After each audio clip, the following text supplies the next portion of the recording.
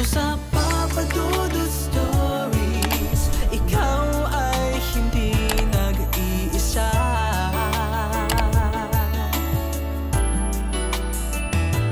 Dito sa Papa Dudut Stories, may nagmamahal sa'yo. Papa Dudut Stories.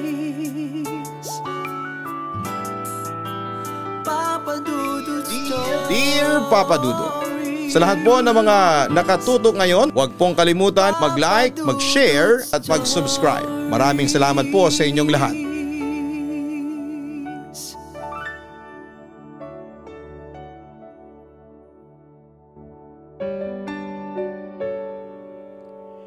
Pwede nating dalhin ng bigat ng hinanakit sa ating puso at minsan nga ay parang imposible itong bitawan. Ngunit mas mahalaga ang matutong magpatawad kahit na hindi ito madali. Dahil sa bawat pagpapatawad ay nabibigyan natin ang pagkakataon ng ating sarili na gumaan ng kalooban.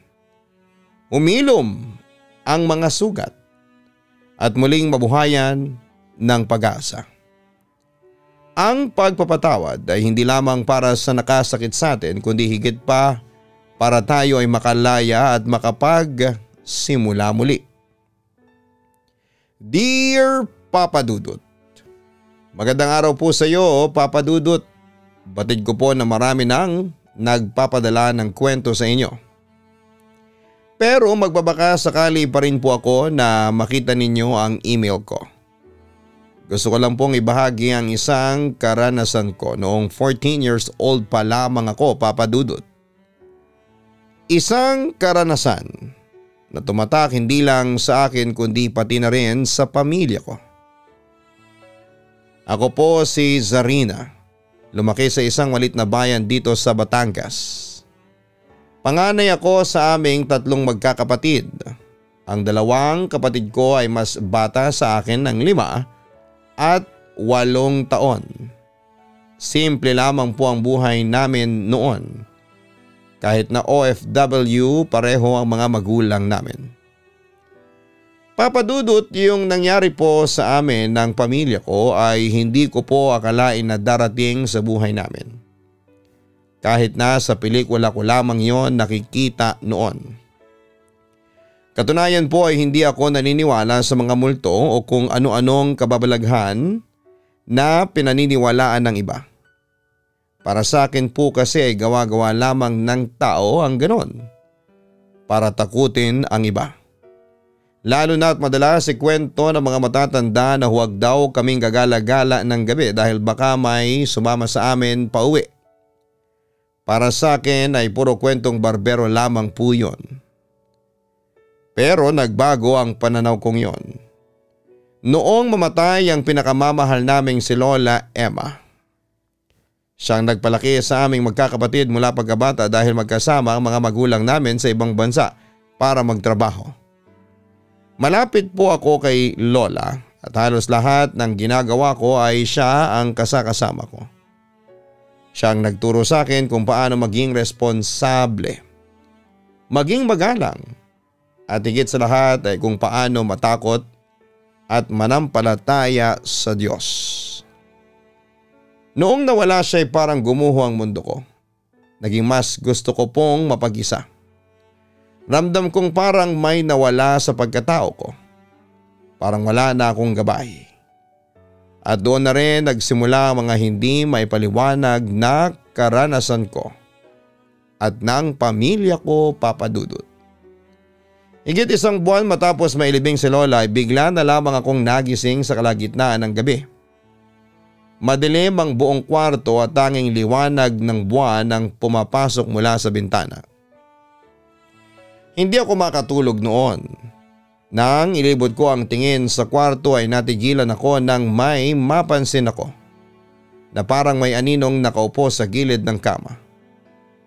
Nung una'y akala ko ay guni-guni ko lamang yon pero nang titigan kong mabuti, doon nabuo ang imahe ni Lola. Hindi ko may paliwanag ang nararamdaman ko ng sandaling yon. Naramdaman ko ring nanindig ang balahibo ko at parang nanlamig ang buong katawan ko. Pero mas nangibabaw ang saya. Gusto kong magsalita pero walang boses na lumalabas sa bibig ko. At hindi rin ako makagalaw. Tahimik lamang siyang nakatingin sa akin at hindi kumikilos. Pero ramdam kong hindi siya masamang presensya. Nang ikurap ko ang mga mata ko, bigla na lamang siyang nawala. Hindi ko alam pero simula nung mawala si Lola, naniwala na akong totoo ang mga multo ng mga pumanaw na at kaya nilang bisitahin ang mga mahal nila sa buhay. Dahil miss ko na rin po ang lola ko ay mas inasam ko na makita siyang muli. Kinabukasan ay sinubukan kong sabihin kay mama ang nangyari. Pero sinabihan niya lamang ako na baka raw panaginip lamang yon. At baka dala lamang ng sobrang pag-iisip ko kay Lola Emma. Gusto ko sanang maniwala pero alam kong hindi yon basta panaginip lamang. Sigurado akong gising ako noong oras na yon. At dinig nga yata ang hiling ko, Papa Dudut. Dahil muli kong napanaginipan si Lola Emma. Nagkaroon ako ng malinaw na panaginip na nakaupo siya sa rocking chair niya sa sala. Nakangiti pero parang may lungkot sa kanyang mga mata. Sabi niya sa akin, "Apo, bantayan mo ang mga kapatid mo. Huwag mo silang pabayaan. At huwag kayong matakot at malungkot, nandito lamang ako. Lagi kayong magdarasal." Pagising ko ay basa ng pawis ang buong katawan ko. Hindi ko nga po alam kung panaginip lang ba talaga yon o totoong nakausap ko siya. Papa Dudut, pero hindi ako noon natakot kahit na hindi ako sigurado kung panaginip nga lang ba yon o hindi. Inisip ko na lamang na hindi pa rin kami pinapabayaan ni Lola at nakakasama pa rin namin siya kaya yon nangyayari. May pangyayari din po na may kumatok sa pinto namin sa kusina bandang 2:00 ng madaling araw. Nagising kaming lahat, Papa Dudut. Sunod-sunod kasi ang pagkatok na parang gusto nang gibain yon. Pero nang buksan ni Mama ang pintuan, wala namang kaming nakitang tao sa labas. Ilang araw ang lumipas, Sabado ng hapon noon. Habang natutulog ang mga kapatid ko ay bigla na lamang sumigaw ang bunso naming si May. Kaya pareho kaming napatakbo ni Mama sa kwarto nila ni Mira. Habang umiiyak siya, sinabi niya kay Mama na may babae daw sa kusina namin na tinatawag siya. Binaliwala yun ni Mama dahil bata pa raw po ang kapatid ko. Kaya normal lang daw sa kanya ang mag-imagine ng kung ano-ano. Kaya napapanaginipan niya yon. Pero para sa akin, Papa Dudut, parang hindi na rin kasi imahinasyon ang lahat. Lalo na at maging ako ay nakakaranas ng kakaiba. May time pa nga na sa tuwing papasok pa lamang ako sa pintuan, nararamdaman ko nang may iba kaming kasama. May mga gabi pa na biglang bumabagsak ang mga gamit namin sa kusina. O kaya biglang iilaw at mamamatay ang bumbilya nang walang dahilan. Pero ang hindi maalis sa isipan ko noon ay yung tungkol sa taong nakikita kong nakatayo lamang sa gilid ng kama ko tuwing gabi sa tuwing maalimpungatan ako. Hindi ko nakikita ng malinaw pero naaaninag ko yon. At ang malala pa, Papa Dudut, minsan ay nararamdaman ko na parang may humihinga sa bandang tenga ko, na parang may katabi ako sa higaan. Nasundan din ang weird na mga pangyayari sa tuwing mag-isa lamang ako sa bahay. May naririnig akong naglalakad sa kusina kahit na wala namang tao. May pagkakataon din na habang kumakain kami ng hapunan ay bigla na lamang bumabagsak ang isang plato mula sa aparador. Wala namang hangin pero nahulog yon ng kusa. Lahat kami noon ay napatingin sa isa't isa. Sigurado naman kaming kahit isa sa amin ay walang gumalaw doon kasi kung meron man ay makikita namin. Baka bumabalik si Lola.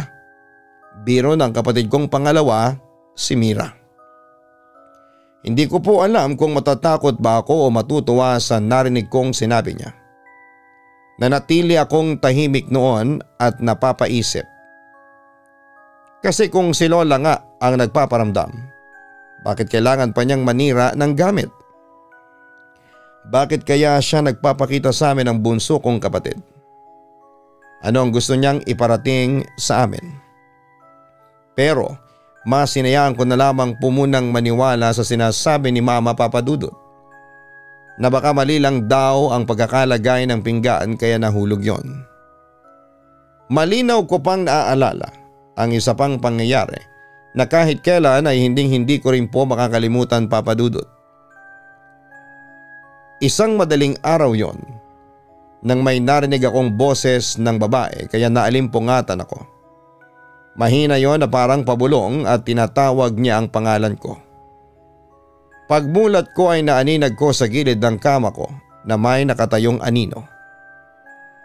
Alam ko na babae siya dahil mahaba ang buhok niyang nakalugay. At alam ko din na hindi siya isa sa mga kapatid ko o si Mama. Nakasuot yon ng mahabang bestida. Kulay puti yon na parang pantulog, Papa Dudut. Nakayuko siya kaya hindi ko maaninag ang mukha niya. Pero ramdam kong nakatitig sa akin ang mga mata niya. Nanlamig ang buong katawan ko ng sandaling yon. Gustuhin ko mang sumigaw. Pero parang nawalan ako ng boses. Gusto kong tumakbo pero hindi ko may galaw ang katawan ko. Para ako nakapako sa higaan. Lalo akong nataranta nang magsimula siyang gumalaw, Papa Dudut. Lumapit siya sa akin ng paunti-unti at ramdam kong lumalamig din ang paligid kahit napatay naman yung electric fan. At bago pa siya makalapit sa mukha ko ay doon pa lamang ako nakagalaw. Tumalon ako paalis sa kama. Napapikit ako at napasiksik. Sa sulok kasabay ng malakas na pagdarasal. Sa isang iglap pagmulat ko ay bigla na lamang siyang nawala. Kaya naman naparipas ako ng takbo papasok sa kwarto ng mga kapatid ko. Sa takot ko noon, Papa Dudut, ay doon na lamang ako nakitulog. Na hindi ko nagawang ikwento kay Mama yon dahil alam kong hindi siya maniniwala. At feeling ko rin kapag sinabi ko sa iba, parang may takot akong babalikan ako ng babaeng yon, Papa Dudut. Hindi pa roon natatapos ang lahat. Akala ko ako lang ang makakaranas noon, pero nagkamali ako. Isang hating gabi nagising kami sa malakas na iyak ni May. Sabi niya ay may matandang babae raw na nakatayo sa tabi ng kama nila ng ate Mira niya at hawak ang kamay niya. Nakakakilabot daw ang ngiti noong babae at hindi inaalis ang tingin sa kanya. Sa takot ko po noon para sa mga kapatid ko ay doon na po ako natulog, Papa Dudut. Hindi rin po kasi nakakatulog ng maayos si Mira kapag si Mama ang kasama nila. Nasanay po kasi siyang kami ni May at Lola Emma ang katabi niya. Pagkatapos ng insidenteng yon, sa bunso kong kapatid ay mas lalong lumala ang nararamdaman kong takot. Hindi ko alam kung si Lola pa ba talaga ang nakikita niya o iba na ang aming nakakasama. Pakiramdam ko tuloy noon ay parang may iba pang mga espiritong nakikigamit ng anyo niya para makalapit sa amin. Lalo na't parang bumigat ang pakiramdam namin sa bahay, Papa Dudut. Kung noon kahit madilim ay hindi ako natatakot lumakad sa pasilyo.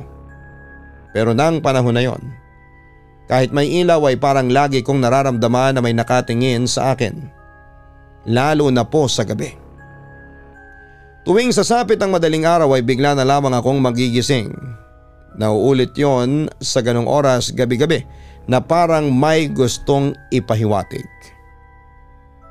Isang beses, habang nag-aaral ako sa sala, narinig ko ang tunog ng rocking chair ni Lola Emma. Alam ko po yun dahil siya lamang ang laging nakaupo roon. Gumagalaw yun ng dahan-dahan na para bang may nakaupo nga. Nilaksan ko ang loob ko noong sandaling yon kahit na nanginginig ang tuhod ko. Ipinagpatuloy ko ang paglapit ng dahan-dahan. At doon ko tuluyang nakita na walang taong nakaupo sa rocking chair ng yumao naming lola. Kahit ligaw na pusa para maging dahilan ng paggalaw noon ay wala. Nangilabot ako habang tuloy-tuloy pa rin ang paggalaw ng upuan. Lola? Mahina kong sabi. Halos pabulong sa takot ang nararamdaman ko. Hanggang sa biglang tumigil ang upuan, Papa Dudut.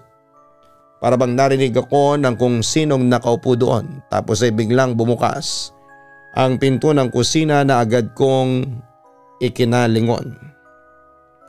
Nang kumalabog yon ay napatakbo na ako sa kwarto. Imposibleng gawa lamang yon ng hangin dahil lahat naman ng bintana ay nakasarado na pagdating ng ganong oras. Dali-daling nagtalukbong ako ng kumot. Doon ko lang naramdaman na kumakabog ng matindi ang dibdib ko. Hindi ko alam kung pinaglalaroan lamang ba ako ng imahinasyon ko o talagang may kakaiba sa bahay namin. Kinabukasan, Papa Dudut, ay ikinuwento ko po sa mama ko ang mga nangyari. Pero ang sabi niya ay baka hangin lang yon. Huwag mo ngang tinatakot ang sarili mo. Sino naman magpaparamdam sa atin dito? Sarado naman po lahat ng bintana at pinto kagabi. Giit ko sa kanya. Doon natahimik si mama. Napatingin siya sa akin na parang inaalam niya kung nagbibiro ba ako sa sinasabi ko sa kanya. Alam niya kapag seryoso ako o hindi. At habang nag-uusap kami ni mama ay biglang tumakbo ang kapatid ko na takot na takot. Alam ko noon na may nagpakita na naman sa kanya. Pero nang sulyapan ko si mama, kalmado pa rin siya. Doon ko naisip na baka ayaw lang niyang matakot kaming lahat kaya palagi niyang kinokontra ang mga ikinakwento ko sa kanya. Pero sigurado ako. Alam niya kung ano ang nangyayari sa bahay namin. Lumipas sa mga araw simula na mangyari yon, Papa Dudut, ay mas naging kakaiba ang mga pangyayaring nakikita at naririnig ko. Natatandaan ko pa na palagi kong naririnig na may tumatawag sa pangalan ko tuwing late na akong matulog dahil sa mga assignments ko. At sigurado akong nagmumula yon sa likod ng bahay. Ang nakapagtataka lang, sa tuwing mapapalingon ako sa nakasaradong bintana ng kwarto ko, biglang may parang hangin na nagpapagalaw sandali sa kurtinang nandon. Kaya simula nang mapansin kong palagi na lamang nangyayari yon, maaga na ako nagsasara ng bintana, Papa Dudut. May gabi din kasi na bigla na lamang akong nagigising at hindi ko alam kung bakit. At may pangyayari din na nagising ako dahil sa mga yabag sa labas. Dinig na dinig ko yon at alam kong hindi ako nananaginip ng sandaling yon, na parang may pabalik-balik na naglalakad sa tapat ng bintana. Kahit nakakaramdam ako ng takot, mas nananaig pa rin sa akin ang pag-aalala na baka akyat bahay yon kaya hindi ko pwedeng baliwalain. Dahan-dahan akong tumayo at binuksan ang bahagya ang jealousy. Sumilip ako pero wala akong nakitang tao. Hanggang sa mapako ang tingin ko sa malaking puno ng mangga na nasa likod ng bahay. Hindi nagtagal ay napansin kong may unti-unting nabubuong figura ng tao na nakatayo sa silong noon at nakaharap yon sa akin. Napatras ako at mabilis na sinarado ang bintana at kurtina. Sa kilabot ay agad akong napalundag sa higaan ko at nagtalukbong ng kumot. Pinilit kong bumalik sa pagtulog pero hanggang umabot ng madaling araw, hindi na ako nakatulog talaga. Nakatulog lamang po ako nang lumiwanag na ang paligid kaya tinanghali na ako ng gising. Dahil araw naman yon ng Sabado kaya hindi na rin siguro ako ginising pa ni Mama. Pagbangon ko agad akong dumiretso ng kusina. Nakalapit lang ang kwarto ko. Kumukuha na ako ng tubig noon nang may narinig akong mahinang boses. Parang kumakanta. Yung bang nagpapatulog ng baby. Natigilan ako sandali, Papa Dudut, at hindi ko alam kung saan yon nanggagaling. Inilibot ko ang mga paningin ko pero biglang parang ang tahimik na ng bahay. At wala na rin kumakanta. Nang iinom na po ako ay doon ko nakitang may babaeng nakalugay ang buhok na nakatayo sa tapat ng bintana ng kusina. Nakangiti siya pero yung ngiti niya ay nakakatakot talaga, Papa Dudut. Sa gulat ko ay nabitawan ko pa nga yung baso. Bumagsak yon at nabasag kasabay ng pagsigaw ko ng malakas. Kaya napatakbo bigla si Mama palapit sa akin. Mukhang kadarating lang niya mula sa palengke dahil hawak pa nito ang basket na may mga pinamili niya. Bakit? Anong nangyari? Natatarantang tanong niya kaya napalingon ako sa kanya sandali. May babae sa bintana, Ma. Takot na sabi ko nang ibalik ko ang tingin ko sa may bintana ay wala na roon ang babae. Ipinaliwanag kong hindi tao ang nakita ko at sigurado ako sa nakita ko, Papa Dudut. Pero hindi ako pinaniwalaan ni Mama. Imposible naman daw na may makita akong ibang tao sa likod ng bahay dahil wala namang makakapunta doon kung hindi dadaan sa pintuan ng bahay namin. At imposible namang may ibang tao sa bahay namin dahil kami lang naman daw ang nandoon. Pinagalitan pa nga ako kasi palagi na raw akong nagpupuyat kaya raw baka namamalik mata ko. Kailangan ko daw iligo kapag ganon. Napaligo tuloy ako nang wala sa oras ng tanghaling yon. Matapos ang nangyaring yon ay doon na po nagsimula ang sunod-sunod. Nakakaibang panaginip ko tungkol sa parehong babae. Lagi niyang tinatawag ang pangalan ko habang kinakawayan ako at saka iaabot ang kamay niya na parang gusto niya akong sumama sa kanya. At bawat pagising ko ay lagi akong pawis na pawis at ramdam kong parang may humahawak sa kamay ko habang natutulog po ako. Minsan din po ay may pagkakataon na nagigising ako ng may mabigat sa dibdib ko. Hindi ako makagalaw, hindi ako makasigaw. Parang may nakapatong sa akin at para ding may bumubulong sa tenga ko. May pangyayari din na isang beses na malapit na akong mawalan ng malay. Eksaktong narinig kong nagsisimula ng magdasal si Mama sa may sala. Madalas niyang gawin yon tuwing alas 5 ng umaga. Yung bigat na nararamdaman ko ng sandaling yon ay biglang nawala. Kaya napasabay na lamang din ako sa pagdarasal ni Mama. Doon ko lang naalala na nakakalimutan ko nang magdasal bago matulog na dati ay ginagawa naming magkakapatid kasama si Lola. Pero simula nang mawala siya ay hindi na rin namin nagagawa pa. Siguro kaya nagpapakita si Lola sa panaginip ko dahil hindi ko na nagagawang magdasal kasama ang mga kapatid ko. Katunayan, Papa Dudut, hindi ko rin kasi ganong kapalagayan ng loob si Mama. Kaya hindi rin niya siguro ako mayayang sumabay sa kanya sa pagdarasal. At hindi ko rin magawang magdasal kasama siya tuwing umaga. Idagdag pa na mas naging abala ako sa mga gawain sa school. Isa rin sa dahilan, may pagtatampo pa rin ako sa kanya bilang anak na hindi lumaking kasama siya sa pagkakatanda ko. Isang beses ko nga lang siyang nakasama noon at yon ay nang mamatay lang si Lola Emma. Isinilang kasi ang mga kapatid ko sa bansang pinagtatrabahuhan nila ni Papa at si Papa na lang din ang nag-uwi sa kanila para iwan sa lola ko at ipaalaga. Isang hapon habang naglalaro sa labas ang bunso kong kapatid, nagtatakang napasunod lang ako ng tingin sa kanya.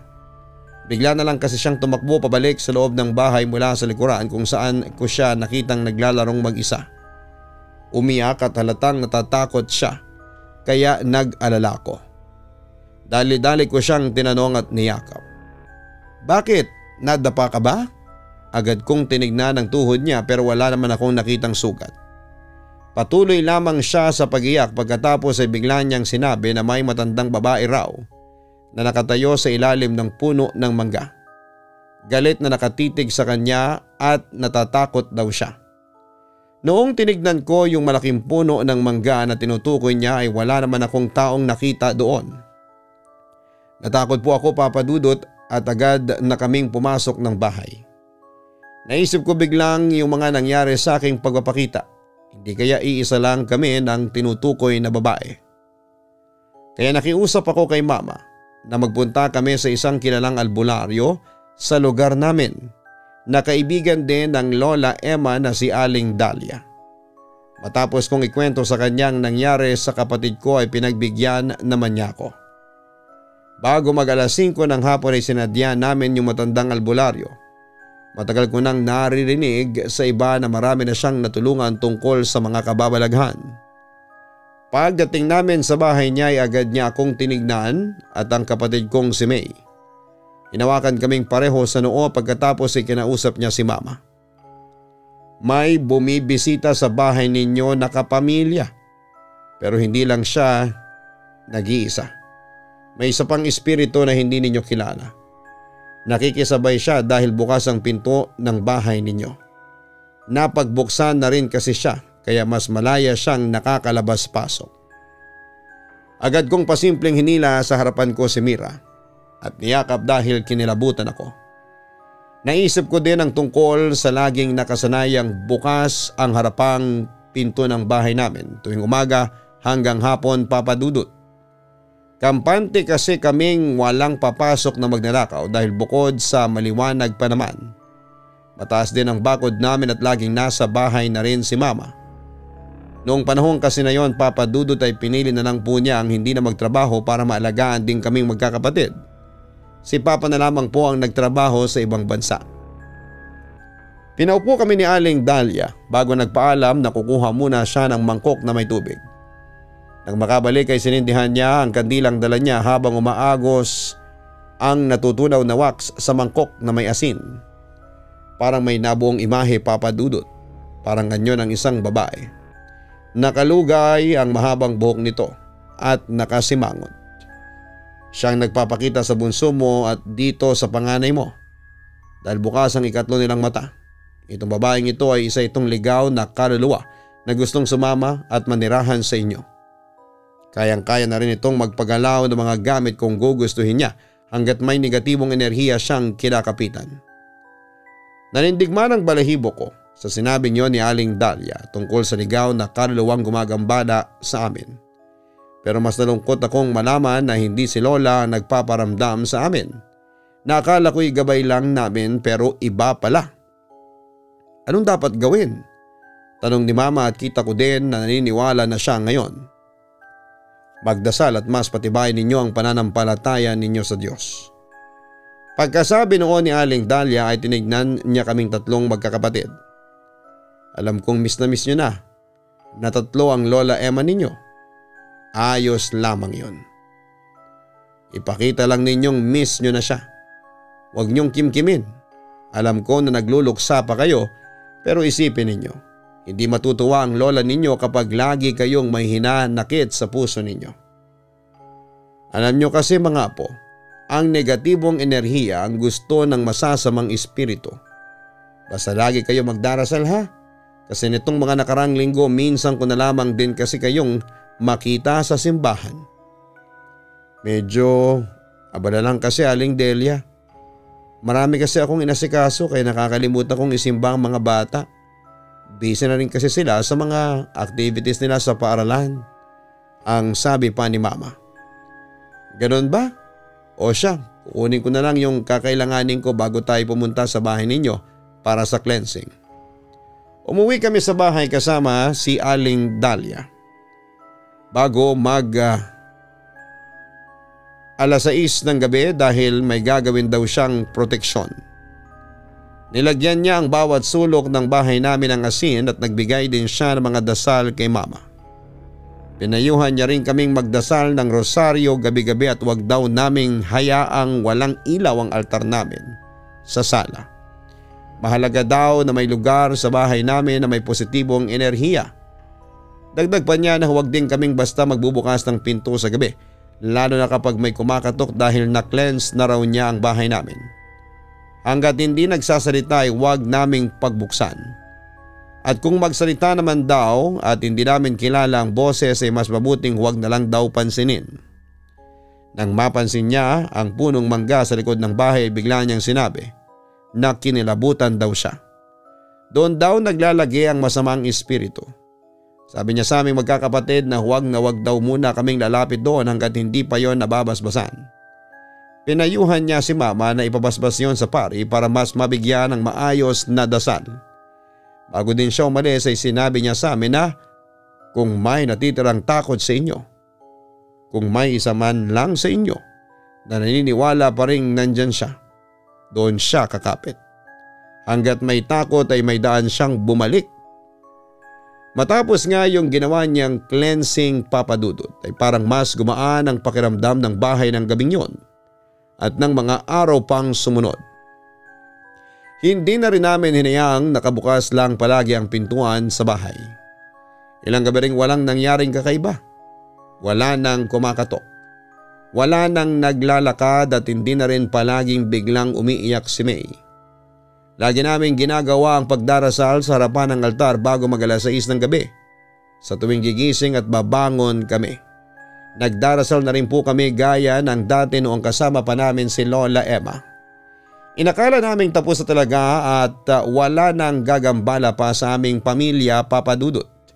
Pero akala lang pala namin yon. Natatandaan ko pa nga po papadudot madaling araw na yon at bigla na lamang may kumatok ng malakas sa harapang pinto ng bahay namin. Tapos ay biglang lilipat sa likurang pinto doon sa may kusina. Sunod-sunod yon na parang gustong gibain dahilan para magising kaming lahat. Sabi sa amin ni mama ay huwag daw naming bubuksan yon at bumalik na raw kami sa pagtulog. Pero hindi rin nagtagal ay narinig po namin ang boses ni Lola Emma tapos ay tinatawag niya si May. Si Lola baka kainin siya ng mumu. Sabi pa ng bunso kong kapatid na gusto pang papasukin namin yung kumakatok na yon. Sinabi naman agad ni mama sa mga kapatid ko na hindi yon ang Lola Emma namin. Sinuotan din niya ng rosaryo ang mga kapatid ko. Huwag ninyong pansinin yan, baka kung sino lang yan na loko-loko. Zarina, doon ka na muna matulog sa kwarto ng mga kapatid mo. Bumalik na kayo sa pagtulog. Utos sa akin ni mama na halatang natatakot din sa mga nangyayari. Sinunod namin ni mama at sama-sama kaming tatlong magkakapatid sa kwarto at nagdasal bago bumalik sa pagkakahiga. Niyakap ko silang dalawa. Agad naman silang nakatulog noong time na yon. Kahit na may istorbong kumakatok sa pintuan namin. Tumagal nga po yata ng halos 5 minuto ang katok bago tuluyang tumigil. Pero matapos noon ay hindi ko na po nagawa pang makatulog. Kinabukasan ay nagpatawag na si mama ng pare para mabasbasan ang buong bahay namin at pati buong bakuran. Lalo na doon sa may likuran kung saan ay nakatayo ang malaking puno ng mangga. Pagkatapos noon ay wala na kaming narinig na pagkatok sa pinto ng kusina o pagpapakita ng babae sa may bintana at mga panaginip namin. Maging ang pagdarasal sa araw-araw ay ibinalik namin tulad noong kasama pa namin si Lola Emma. Hindi na rin mabigat ang pakiramdam namin sa loob ng bahay kahit na may pagkakataon na naiwan ako doon ng mag-isa. Sabay-sabay na rin po kaming nagdarasal bago mag-alas 6 ng gabi araw-araw. At pumupunta kaming lahat ng simbahan tuwing araw ng linggo kasama si Papa habang ginugugol niya ang isang buwan na bakasyon para makasama kami. Sa sandaling yon ay nakaramdam ako ng kakaibang gaan sa dibdib ko papadudot. Parang nabunutan ako ng tinik na matagal ko nang pasan. Habang nakaluhod ako at tumutulo ang luha ko ay hindi na dahil yon sa bigat ng mga hinanakit ko para sa mga magulang ko, kundi dahil sa wakas ay natanggap ko na at naunawaan ang sagot sa mga tanong ko noon na kinikimkim ko. Pinatawad ko na ang mga magulang namin. Naiintindihan ko na po na hindi dahil pinabayaan nila kaming alagaan at palakihin ni Lola Emma na wala sila sa tabi namin, ay wala na silang care sa amin, kundi dahil pinili nilang magsakripisyo at mag-ibang bansa para mabigyan kaming magkakapatid ng mas maayos na kinabukasan. Na mahal nila kami gaya ng pagmamahal sa amin ni Lola Emma. Na wala man si Lola sa piling namin, nananatili pa rin siya sa ala-ala namin. Maging ang kabutihan at pananalig sa Diyos na palaging tinuturo niya. Ang mga aral ni Lola Emma ang naging pundasyon ng aming lakas at kung bakit masasabi kong lumaki kaming mas mabuting tao ngayon. Lubos na gumagalang, Zarina. Maraming salamat sa pagbabahagi mo ng iyong kwento. Marami talagang pangyayari dito sa mundo na hindi natin inaasahan gaya na lamang ng naging karanasan ni Zarina at ng kanyang pamilya. Kahit sino ay maaaring magambala ng mga kaluluwang hindi pa nakararating sa kanilang huling hantungan. At ang tanging magagawa lamang natin bilang proteksyon ay patibayin ang ating pananampalataya. Huwag maliitin ang mga kwento ng matatanda at huwag nating tawanan ang mga kakaibang nararanasan ng iba. Kahit kanino ay maaari yung mangyari, kahit saan ay mayroong kamamalaghan. At mga kwento magbibigay sa atin ng takot, ngunit lagi sana nating tandaan na kung ang takot ay may kapangyarihang baguhin at guluhin ng ating pag-iisip, mas malakas ang kapangyarihan ng tunay at malalim na pananampalataya sa Diyos.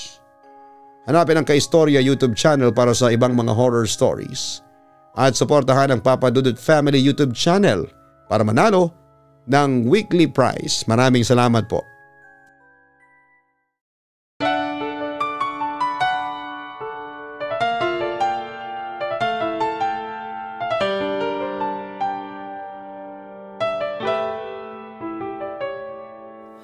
Ang buhay ay mahiwaga, laging may lungkot at saya. Sa Papa Dudut Stories, laging may karamay ka.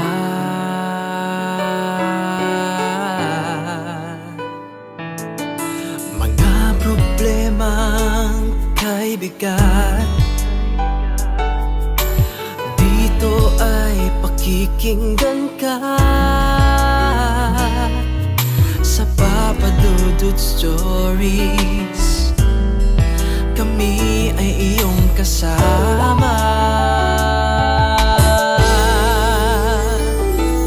Dito sa Papa Dudut Stories, ikaw ay hindi nag-iisa.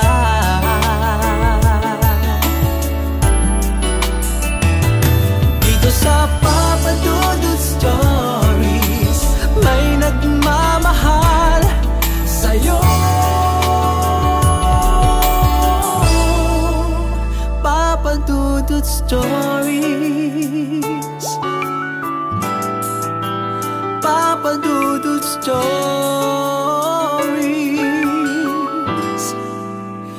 Papa Dudut Stories.